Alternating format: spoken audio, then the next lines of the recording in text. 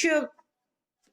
mirë keq ne ja kemi dalë gjithmonë me të, kurse Çekia është një ekip që do na hapte shumë punë, do na hapte shumë probleme. Kështu që këto mendoj që në gjysmëfinale mund të ketë shanse më të mëdha për mua. Pra në gjysmëfinale është Polonia ose Çekia në rastin më të mirë ose në rastin më të keq, pra. Polonia për më mirë dhe por ana tjetër ndërsa ne po bëjmë parashikimet se si do të jetë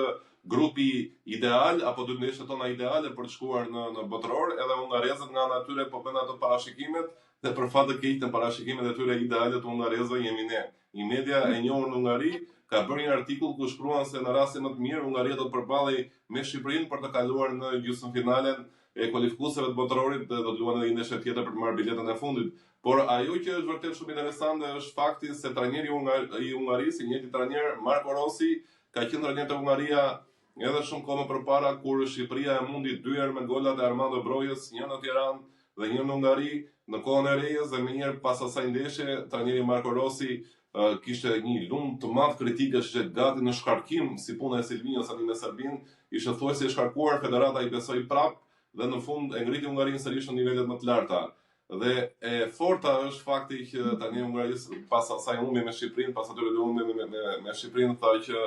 e dua shumë tha që ta kemi një ndeshje tjetër me Shqipërinë për të treguar se kush është më i forti. A mund të vijë ndeshja tjetër tani dhe t'i tregojmë prap Rosit se kush është më i forti. Si duket trajnerit të Rosi nuk i dele keqja nga ato dy humbje që ka psuar në atë kohë kur kombëtare shqiptare drejtonte tekniku Reja, nuk i dele keqja për ato golat e Armando Brojës, do të provoj dhe një herë, si duket pas ka marr besimin e federatës hungareze për të dhe misioni i tij është vetëm do të mundi Shqipërinë, se kështu i bie aty. Do me patjetër të mundi Shqipërinë që t'i pinë të gjithë, domethënë që është trajneri i dur, kështu që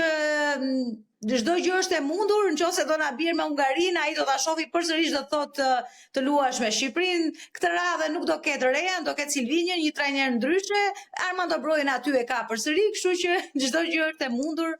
Bazën e dytë e kuptuam, po për bazën e parë, Itali, Turqi, Ukrainë dhe Wales. Kush do të ishte ekipi më i mirë që Shqipëria të binde me atë, që ne të shkonim në botëror, dhe kush do të ishte ekipi më i keq për ne? Më të keq besoj se ato vetë fjala e parë Itali.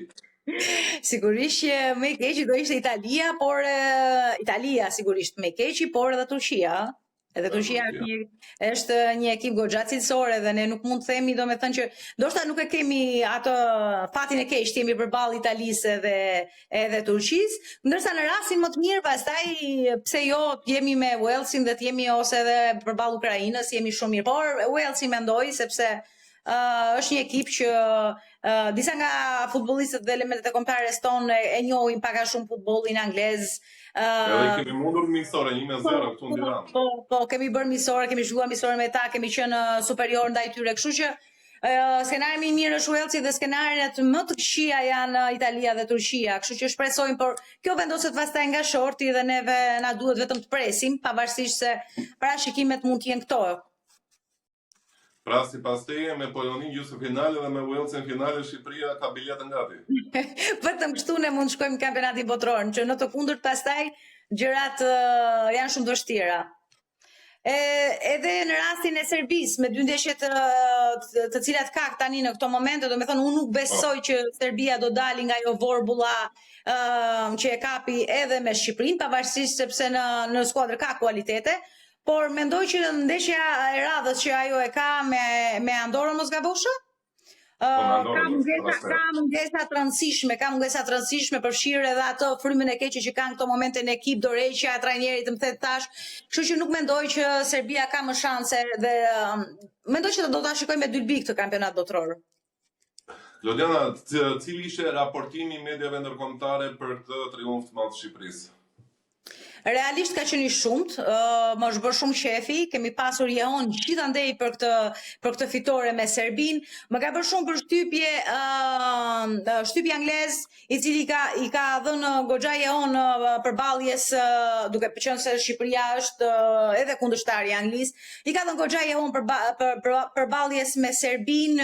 fitores tonë në një farë mënyre anglezët janë në thonjza, mund ta themi, janë të gëzuar domethënë me këto lloj rezultati, atyre si duket ju ka pëlqyer në këtë rast fitoria e Shqipërisë. Kjo gjë është pasqyruar edhe në mediat serbe. Serbët vetë kanë qenë ata pra që e kanë trumbetuar me të madhe që anglezët duket sikur janë gëzuar për faktin që skuadra e tyre ka humbur përballë Shqipërisë. A pastaj kemi shtypin kemi mediat bosnjake, kemi mediat kroate, të cilat edhe ato domethënë kanë qenë entuziaste për fitoren e Shqipërisë ndaj Serbisë, për të kaluar pastaj ta kalojmë oqeanin, ka shkojmë në Amerikën e Jugut, kur tashmë Silvinho në Brazil duket është si një hero, si një njeri i paprekshëm për sa i përket pjesës së futbollit. Edhe ata i kanë kushtuar disa rreshta ish futbollistit të tyre, pra Silvinho si ish futbollistit Brazilit dhe trajnerit ton